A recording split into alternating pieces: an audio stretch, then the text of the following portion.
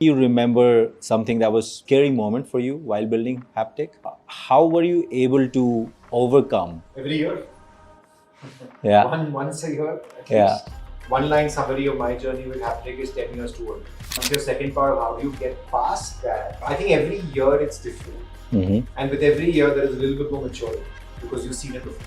And Miten, how about you? I could write a few books on this, but we often think that this one event will sort of make it or break it. That's rarely the case, especially if you're trying to build something that persists itself. How would you advise folks to build a support system around them? So I've actually written a blog post about this, and I've actually put a framework of what it should be. First, I think your mentors or people around you need to deeply care about it. The second thing, which is very important, is somebody who grounds your values, either your friends or your family, your values of your company. Third, in my view, is a family member who has that value system as well. And then one last thing I would say, somebody who's far younger than you. Younger people are the future. They really think differently. Another very important person is your spouse.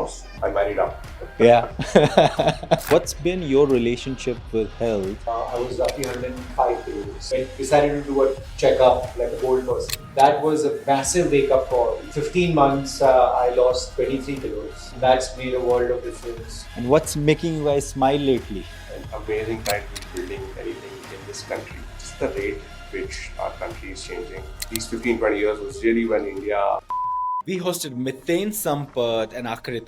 Miten is currently building CRED. CRED is members-only club that rewards individuals for their timely credit card bill payments by providing them with exclusive offers and access to premium experiences. It's currently valued at $6 billion. Aakrit is the co-founder and CEO of Haptik. Haptik is one of the world's largest conversational AI platforms. It was acquired by Reliance Jio for $100 million. Miten and Aakrit also invest in startups at pre-seed and seed stages through peercheque. We discuss how to deal with challenging times and resilience, how to build the right support system, importance of mental and physical health, life's meaningful moments, and much more. Now I bring you Miten and Aakrit. To start with, how are you guys sleeping? Not very well. Yeah, same actually. Yeah. Not very well. I think it's a great question. Look, I think a lot of this has to do with being able to regulate your emotions on a daily basis. And some of it is, to a large extent, now out of your control, especially when, being in a startup environment where you're just responsible or a bottleneck for many people waiting for you on decisions, and that kind of just becomes a thing. So yeah, I think a lot of it is that. A lot of it is also around, the amount of churn that your business or whatever it is that you're working on is going through. So just managing some of that is important. Yeah. But I think that one of the things that's really helped me regulate that is this smart ring. So on most days it tells me what I know, that I slept well or didn't sleep well. It doesn't surprise me. Yeah. But the nudges are very helpful, right? Every day it will tell me like this time to this time is your ideal time to go to sleep. Yeah.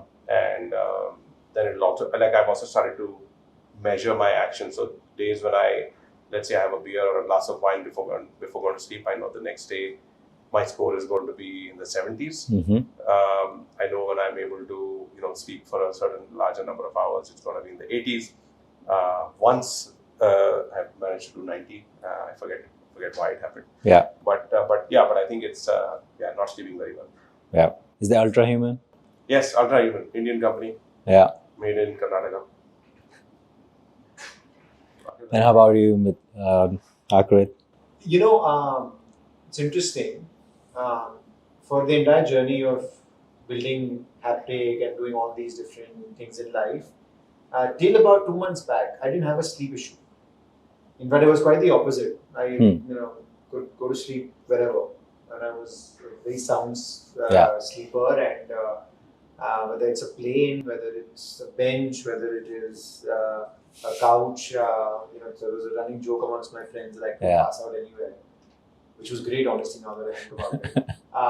But the last 2 months, weirdly, I've not been sleeping well. Yeah. And I've actually been trying to figure out why that's the case. Yeah. Don't have the answer. Yeah. Ironically, didn't sleep well last night and the night before. Yeah. So one of the things cures I've been hearing these days is melatonin. Yeah.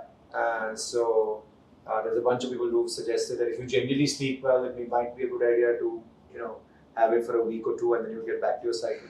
Yeah. But yeah, not sleeping well. I think I don't know the answer to that. Why that's the Yeah. case? Because even in the most stressful periods of my life, that's never has not happened. Yeah. Got it. Are you sleeping well? Sleeping like a baby. Oh, nice. Yeah. Good. I think it could be more of one, given my background, I just hit the gym almost every day. And secondly, I eat early, around 7:30, and then hence I'm able to, and typically my sleep time is around the same hour, which is 10:30. Now it has become a cycle. But one thing happened, uh, one of my friends was asking me the same thing, and I'm like, sleeping like a baby. I don't even dream. So meaning like the sleep was so good. But उसके बाद से dream आने लग गए. But no, I think sleep is important. I think it gives, throughout the day, it gives you a lot of energy if you have slept better the night before. And that's a marked difference. Yeah. 100%. Yeah. Like I can, as somebody who used to sleep well and doesn't now, I can see like a world of a difference Yeah. in my productivity levels Yeah. these days compared to say 2 months back. 2 months back. And, there's this saying, no matter what, I'll figure it out, and I won't give up. So basically, it's really about persistence and being resourceful. Both of you guys, you both have been building companies for the last 1.5, 2 decades.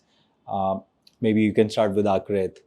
Aakrit, were there times while you were building, and of course there were many times, but specifically you remember something that was a scary moment for you while building Haptik? How were you able to overcome that particular moment? Every year. Yeah. Once a year, at Yeah. least. At least once a year. And even now, I mean, the most recent time I thought that Haptik may shut down was in September, 7 months, 8 months back. Yeah. So when you may think that whatever India's largest conversational AI platform, Jio investments, all those things put together, maybe that's not a good thing. By year 9, year 10, you shouldn't have those situations. But I think we've been our business has been unique in the sense that my one-line summary of my journey with Haptik is 10 years too early. Yeah. If I was trying to build a conversational AI company today, that's a very different scenario.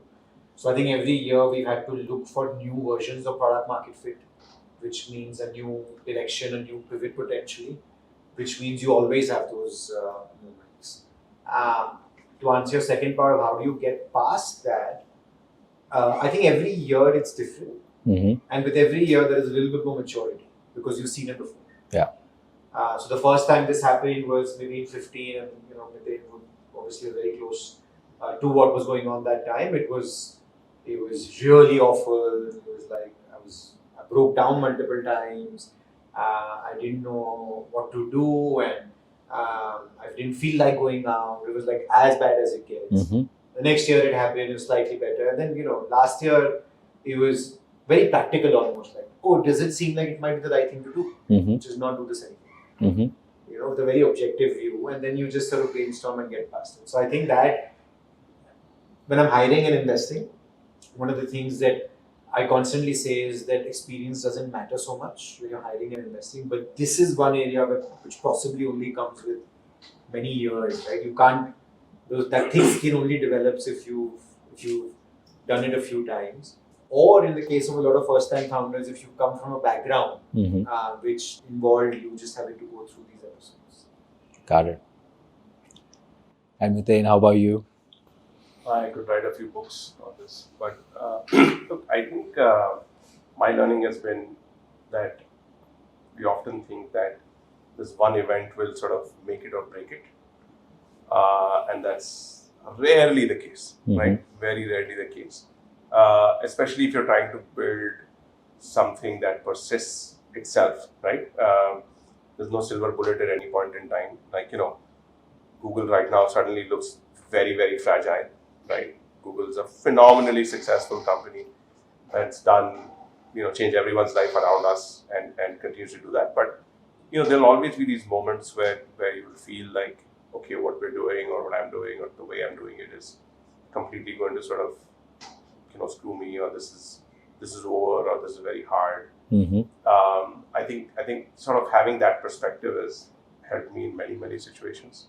I've been involved in situations where companies are about to run out of money, some senior hire is not showing up and telling you on a Sunday night before they're supposed to show up on a Monday, and or some investor said, yeah, money is going to come tomorrow, and now I've changed my mind. And what do you tell your team? Or same thing happens with customers, right? The same thing happens with partners, and same thing happens, across the board. So I think that, as Aakrit said, one of it is just it's a bit like athleticism, right? Like the more Roger Federer is, playing, the more better he gets at it. He's just obsessed with playing, so he gets good at it. And so I think as you do it more and more times, I think you learn, because it's all about, a lot of it is about pattern matching. But I think believing that one moment or that one situation or that one decision is not going to completely, assuming, again, as I said, you're building something which has if it's some, options trade or abhi ho gaya, that's very different, right? But in the art of building, in the form factor of building, these things have longevity, and you'll always get another shot. You'll get a way to solve it again, or get a little bit more time, or some other resource will show up, from the woodwork, and a lot of it is also harder you work, luckier you get, right? Because the amount of this also gets, it also compounds, right? Yeah. Your network compounds, your relationships compound, your work compounds, the effort that you put in various situations compounds. So it's not, if I was to summarize the point, is that one thing is not, no one thing is going to make it Or break or it. break it. Yeah. Got it.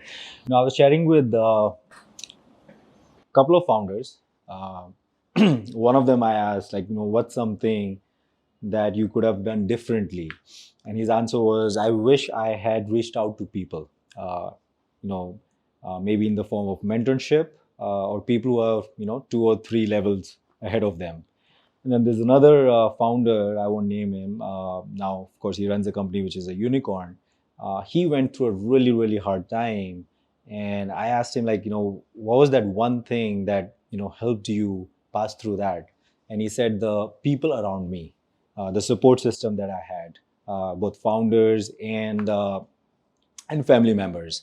And Aakrit just mentioned, every year there was a moment where he just didn't know what to do, and things were not easy. So maybe start with Miten. How would you advise folks to build a support system around them? And maybe feel free to give the examples of your own. Sure. How did you build that Sure. network? So I've actually written a blog post about this. It's on mentors. And I've actually put a framework of what it should be, at least what I think it should be. So look, I think first goes to, I think your mentors or people around you need to deeply care about you, right? And that deep caring doesn't come just from saying, "Ki, acha, you're a great guy in the industry, and I want to associate with you. So I want to associate with you because you're cool or whatever." But if the person doesn't deeply care, right? I don't think it's a. And again, it has to also be a bit of a two-way street. And I think there it could be people who are either somewhat ahead of you in the journey of building or of that industry or whatnot. So this could just be people who are experts in your field. I think the second thing, which is very important, is somebody who grounds your values, right? And your values typically come from either your friends or your family, or often, of course, if you build a company for a very long time, then the values of your company and the values of your peers in your company also become a key part of it. But somebody who has to ground you, because see, there will be lots of situations where you'll be making decisions which may require or which may deeply test those values, right? It could be around how you deal with a customer. It could be around how you deal with an employee or a partner or whatever, right? So that value sort of is very important. A third, in my view, is a family member who also sort of cares in some manner, and it doesn't have to be a parent or a sibling or whatever. It's just somebody in the family who has that value system as well. And then one last thing I would say, at least, and again, I'm basically just reiterating what I wrote in my blog post, is somebody who's far younger than you. Okay, because you're the almost the past, right? And younger people are the future. They really think differently. They experience the world differently, and they are the future. So I think it's very hard. I used to have one or two people who used to sort of give me that flavor. Now I'm missing that. But again, it ebbs and flows. Also, these relationships ebb and flow because people come in and out of your life. It's not like I mean, some like Aakrit and me are third generation family friends. So we've had this what should I say, special persistence. But it's not always the case. Right? For example, let's say we're making some decision and I do something silly. Aakrit's dad, Ajay uncle will say, "Bhai, kya kar raha hai?" Right? Or like your dad will not think about it this way, right? Or whatever. So I think those are some special relationships and situations, but in general, people come in and out, and so I think it's important to. It's a deep topic if you ask me on how to kind of build this out. Another very important person is your spouse, she or he, because a good life in general is a partnership between multiple people. Hopefully, I mean you and your spouse have a nice balance on what each other expects and can sort of keep each other honest as well. So I think I'm fairly lucky on that. So got it. I married up. I advise it's a good idea to marry up. Yeah. That was the advice I got, so I did the same. Yeah. From my support system. Yeah. No, I think Miten articulated very well, and it's a great blog post. You must see it. I think Miten obviously spoke a lot about mentors. Maybe I can touch a little bit more about really the support system. Right? Yeah. So sometimes there's a slight thin line. Typically, a lot of mentors are more advising you professionally, versus a support system is really somebody who you can be very vulnerable with emotionally also. Which is that I just don't know what to do. I have found, ironically, for that, which is, listen, I just don't know what to do, people not in the startup ecosystem. I feel like the startup ecosystem is very incestuous with that kind of stuff. Like if you go discuss with anybody, hey, I'm really feeling very lost whether I should sell or not, no matter how close your mentor is. And of course, few close friends aside, like if you've known them through the ecosystem, the feedback will be very objective about what to do, what not to do, not deeply emotional. Versus if you just go to friends, like real friends, right? I think the feedback can be very, very different. So when Miten was saying all this, I was thinking that when I'm really truly lost and vulnerable and emotional, my calls are generally to friends. And sure, Miten is a friend more than we know each other back in the day, more as friends than work, right? So whoever is a friend, they may or may not be old or young, they may or may not be in the ecosystem. Likely not, because most of my closest friends have nothing to do with startups, which I like it. So yeah, that's who my system and support system ends up being. And then of course, family and spouse matters a lot. I will caveat this a little bit that I think having a good spouse and balancing each other is very important. I have personally found that whether it's your spouse or your parent, very hard for them to give you objective feedback. Yes. There'll be some bias. Because they are personally invested in you. So I think that objectivity in true, like what's good for you, comes from somebody outside. Talking about health, you have a ring, Ultra Human, that's been helping you. I think I spoke with Aakrit probably last year around health, and we'll double click on this. I think you had mentioned there was a time where something happened, and after post that, you started focusing on health. So maybe what's been your relationship with health? Has it evolved over time? And if it has, what changed? Oh, that's one I could write a book on. Actually, I should write and talk a little bit more about this, because I think that besides startups and family and babies and all of that, this is probably one of my greatest achievements. So, I have historically been a very unfit person in life, right from when I was growing up. Uh, you know, Sample example is that I used to have sugar with my rice while growing up. Right? So I was like that unfit. Be quite tasty. Yeah, it was very tasty, but that gave me my sweet tooth. I went to college in the US. Cheese, fried food, American burger was my favorite meal. My meal timings were really off when I was in college. I was just really unfit. Cut to when I turned about 35, right out of COVID. I was roughly 105 kilos. And till that date, the number of times I had gone to a gym was maybe twice in my life. I'd done other things. I played some sport, I'd run around a little bit and stuff, but never actually got twice in my life I've gone to a gym. So at 35, I did my regular, decided to do a checkup like a bold person, and did my annual checkup, and turned out that the doctor was finding it hard to look at, say, what was right in that report. There was like all sorts of things that were all over the place. My kids were 3 and 1. No, actually, sorry, my kids were 2.5 and the other one was 6 months. That was a massive wake up call to say that, look, if I want to continue doing what I'm doing at the level that I am, this is not going to work. All sorts of body parts started paining. All sorts of things came up, and basically, the doctor scared the hell out of me, right? And also, like, I was genuinely in discomfort. That was the aha. In 15 months, I lost 23 kilos. I go to the gym roughly 4 times a week now, till now. I play sport twice a week. It's my number one priority thing in a week or a day to do beyond anything else. Miten was just asking me right now, right before this, about some food. Do I do IF or something? No, but I have a very strict rule on timings. I make sure I eat, at the timings that I have to. And that's made a world of difference to every aspect of my life. So I went from, an aloo type person in life, not caring about anything, to somebody who, because I went, and my friends know this, and my wife, and everybody knows this.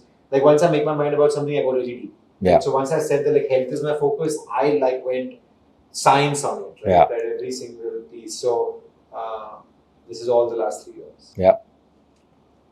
Good. Well done. Thank you. I have nothing to add. I'm sure you would. Yeah, I think it's, I don't have any like major rituals or something. Yeah. I just have high metabolism, so most of I've just been genetically gifted on that. But outside of that, I think I've been healthier than I am now. But what I do is I do the annual health checkups. I've been doing this for many years, and whenever that happens, just instantly act on it. I think that's simple. And yeah, there are moments where you sort of overdo it and underdo it. But yeah, I don't have any. I should be a lot more focused on health. The annual checkup is actually surprisingly the activity that not most people do. Yeah, most people don't. Yeah. You should. It's like super simple, super straightforward. It's not very expensive. Yeah. It's expensive not to do it. Yeah. Yeah. Exactly, right? Yeah. And it's especially like if you're into, like, after a point, it's almost like if you're like a problem solver or an engineer, it's fun. Like, you can actually see what's you can see the metrics move. The best thing is you can see the metrics move. So in case anybody is not doing it, that would be like number one tip. Yeah. I've actually, so on that, so there's a service called Nura, Nura. And you go in for about 120 minutes. They do a preventive health scan. Okay, they check for a whole bunch of stuff. They check using, it's a Fujifilm initiative, and they're in Bombay, Bangalore, Delhi as well now. is phenomenal. It tells you whether you have calcium in your heart. Yeah. It tells you whether you have any sort of predisposition to certain things. It also checks for, I think, about 10 types of cancer. And it's quite reassuring every year to go and check it out. And whichever way you are, right? And actually, whoever visits me in Bangalore and stays with me nowadays goes to a Nura test. Latest was my mama who came, right? He got it done. He figured out there's calcium in his heart. Came back to Bombay, went and met a cardio. Now figured out what to do. Yeah. It's actually, if you embrace it, it's very good. Now I'm about to do my third one. Yeah. And it also gives you, by the way, a human readable result. You get grades A, B, C, D. You don't get this is 14 micrograms. Fuck, who knows that? Sorry, I mean, excuse my French, but nobody knows what 14 microgram for anything means. You tell me I'm B, then I'm motivated as a score to make it an A. Right? It's like basic gamification. And it works very well. So maybe we should post a coupon for them. Yeah. No, I think it's important. I've been doing this test, every 6 months, and I was vitamin deficient and bunch other, and I started taking vitamin D3 and fish oil. I could see a big change in my energy during the day. I was just by the way, all these supplements are quite interesting, and you got to keep experimenting. And they do help. And they do enable some forms of performance enhancement of different things. So talking about mimetic desire, just as a human nature, we'll seek something that we don't have, or we'll seek something that others have, or something that's sexy. How have you both, given the success you've had up until now, how do you set and manage your own ambition? Oh, that's a great question. Wow. I think up until I moved back to India, I used to think about life in 3 to 5 year cycles, and that sort of was the line of sight I used to have. And for that, it was very easy to say, just give me what does it mean to be in the top 5% of performers or outcome or whatever. What does that kind of look like? And that was the thing you kind of aim for. I think last, I'd say 5 odd years, that question has taken a very different meaning for me, at least, which is, am I working on things that are relevant for creating sort of impact in sort of what I'm working on, right? And I think that drives me a lot, as opposed to, so for example, fintech was a thing that I wanted to do after I had worked in Times Internet for a while, because to me, fintech is really the new sort of dimension of where the world is going to change because of how money has become programmable. And so I've always been sort of driven by, what is the frontier of change? And then can I play, some small role in that, in whether by starting, investing, joining, building, whatever. And so that's really been my thing, because I don't have any ambition of becoming, I don't have a number to reach in my life in terms of wealth. I don't have this many objects I need to have. All of that is not what motivates me, but relevance and working on things which are kind of on the cutting and bleeding edge. And I've sort of had this from college, right? From college, I did undergrad research, I published papers, then I went to the Valley. It was the thing to do, so I went to the Valley, right? And then, so just, it helps to some extent to be obsessed with, the cutting edge, bleeding edge. But there's no but now I think it's longer term. Also, after I became a parent, it changed. After my dad passed away, that changed. So some of those things, life events have had those things. But it's a tough question. It's a great question, man. I think Miten and we often talk about it. I think Miten has it more figured out than I do. In terms of this answering this question, I don't have an answer. In fact, that's one of my biggest. If you were to put me on the spot and say, what is my number one conflict in my head that's going on live right now is that Around question, this. Yeah. which is that okay? What's it becomes a little trickier once you sold a company. Mm-hmm. Right? I think then Yeah. it's even a bigger question. That, Yeah. okay, listen, was that enough? If I do the same thing all over again, Yeah. what will that mean? Oh, but I have optionality now to do a Yeah. bunch of other things. Yeah. Maybe in 6 to 9 months I'll have an answer. So. Yeah. Actually, today there's a nice blog post by Shubi from Lightspeed, who's written Mhm. about this. It's also a life stage element to ambition that comes in, and then. By the way, I love reading biographies. It's just super fun because Yeah. I can't read fiction, so biographies is the best form of fiction in my life because it's so improbable. Yeah, going to be home, Yeah. right? And that's very motivating, right? Because you realize that very normal people are doing very abnormal and extraordinary things, which Mhm. means that if you really apply yourself, you can do it too. And yeah, a lot of it gets set, as you said, in some form of mimetic manner, which is Yeah. like, I look at someone like Nandan Nilekani and like, oh my God, like the guy works like super hard. There's no reason for him to, like, he could be on a beach. Should right? be on. Yeah. But like, it's like, But that's what he loves doing. he's motivated Yeah. by Yeah. doing things which are relevant or changing this. And, you got one life, the more fun you can have, the better it is. Yeah. I think. Yeah. After you provide for basics. Yeah. Yeah. Couple more before we open it up to the audience. Most expensive lesson you learned and took you a very long time to learn. I'll make it simple. My health. Yeah. 35, whatever. God knows how many number of tests. Yeah. Scares. I was in the ER once related to something like this. So, took a long time and very expensive. My wish is when I keep thinking about that is that I hope it wasn't too late and then I sort of covered back all the years. I hope that's the case. But yeah, for sure. Yeah. For me, it was when my dad passed away. And he was, he ran the half marathon in the January and he passed away in that December.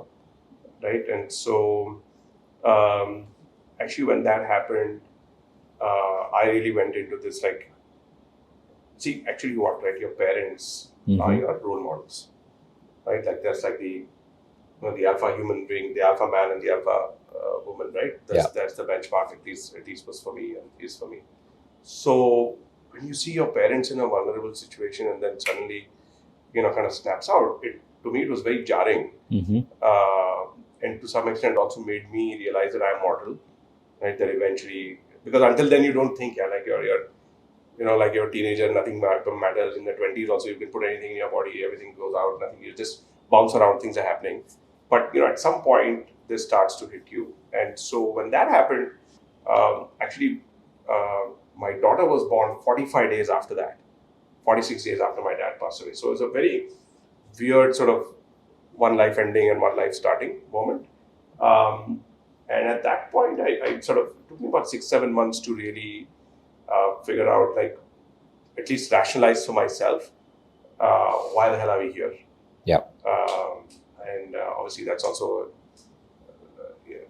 each one has to make their own meaning out of it. But that period was really hard to figure out, like, what matters, in what sequence. And so, I think I've not written about it, but I think that I like to write. If I condense some thoughts, I just like to write it out. So because it also makes me reflect on my own thoughts. But that was the most difficult time, I would say, in making meaning of why we here. Got it. And what's making you guys smile lately? Oh, a lot of things.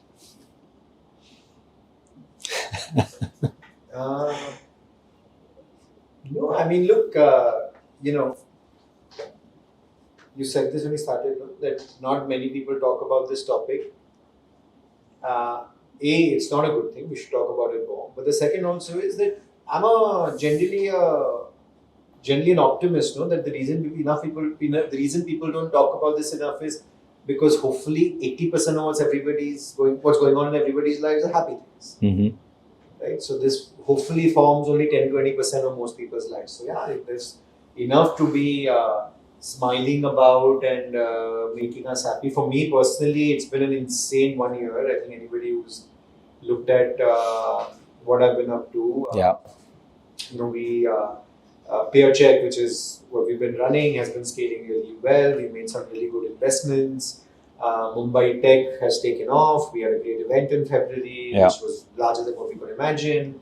Uh, you know, through a series of unintended consequences, got involved with the government around AI regulation, which is a totally different beast. And happy to share some interesting stories from what's going on there. Yeah. So somebody told I met somebody the other day, last week actually, very popular founder from our ecosystem, a good guy, been around for like 10-15 years, who said like there's an interesting joy you get in living a plural life, and that's where I am today, which is every day when I get up, and it literally is that, like today was like that, yesterday was like that. I have to figure out what to do. Yeah. Like which project do I pick up? Where do I spend more time? Where do I go? Because there's 2 offices, and then I spend a ton of time, just outside. So enough to be thankful about. Yeah. Yeah, just adding to what he said, I think it's an amazing time to be building anything in this country. Yeah. And being a citizen born here, just the rate at which our country is changing, all the tailwinds are amazing. So it helps to be an optimist. This is time to be optimistic. So I think to Aakrit, what Aakrit said, I feel very privileged to be working on CRED, to be investing with Aakrit in peercheque and all of our other friends. Also being surrounded by some phenomenal people who have given us their trust in letting us invest in their companies. I mean, I live vicariously through all those adventures. And I think that, I wouldn't trade anything of this, because I think when we all look back, 10, 15 years from now, we'll look back and say that these 15, 20 years was really when India went from being a emerging, somewhat developing, to a potentially developed country, and we played some portion of making it happen. So it's just a phenomenally exciting time. We have a lot of tailwinds, and I mean, there is a lot to be optimistic about. Yeah. No, couldn't agree more. In fact, I run a podcast around reverse brain drain, which is, I interview people who have moved back and built massive tech companies. We have it Both of here, us did, Miten and Aakrit. Many people. And in fact, so I started doing this in 2021, and now we're in 2024. Just in the last week, got 2 messages. One, the guy's graduating from Penn State, Princeton actually, and then the other guy is graduating from Harvard, and they're in the last semester. And instead of staying back and working there, they asked me, for intros, because they want to move back to India. And I don't know if you remember or not, Miten, when I had moved back Yes. in 2019, Email interactions. within 3-4 days, I had no idea what to do, and I was going through that uncertainty period, and it's hard. It's a hard time, and I pinged Miten, and Miten jumped on a call with me, and he advised me around how to think through it. Thank you so much for doing that, and yeah. So back to that thing, I was in Bangalore last week, and I was heading back to Gurgaon. There was this guy sitting next to me. He worked at Google, moved back, was working at Google for the last 8 years, moved back, and he said the best decision that I've made is moving back to India. And a lot of people are actually his friends in the Silicon Valley. They are way more optimistic about India than the US. But yeah, great time to be building. Lightspeed just did an event recently, Yeah. Which was super fast. I can't even imagine. Like 5 years back, you wouldn't even imagine something like this could be possible. Yeah. So Sarvam, which is an AI company that they invested in, So Lightspeed did an event recently in Silicon Valley, the heart in Palo Alto, with Sarvam. Lightspeed invested in Sarvam, right? So they did an event together. Khosla is also an investor, so they all teamed up. Where the topic of the event was for data scientists and AI engineers who want to move back to India. Yeah. And work at Sarvam or the likes. Come learn about what's going on in India and what's happening. They put it out, they thought we'll get a bunch, they'll get like few people show up. More than 100 people showed up. Yeah. From Google, Meta, Tesla, OpenAI, Yeah. and all the likes. Hemant was telling me all about it, and Vivek also. And it was phenomenal, right? Like, Yeah. and they showed me photos of that event, and it was mind blowing to see the amount of interest that is there for more of these folks to think about what does the next 2 decades of India look like. In fact, I think I was telling Miten the other day that, or somebody, I forget that, it feels like, when we moved in 2011 and 13, like we thought now is the time. Like I think we're early. Like now really is like high gear mode. Yeah. I remember. You were talking about the early days for you back in India. There were barely any investors. India is going to go from And 4 to 10 trillion dollar economy. But math This कर लो period. यार. What are we talking about? It's just insane. Yeah. Anyway. Cool.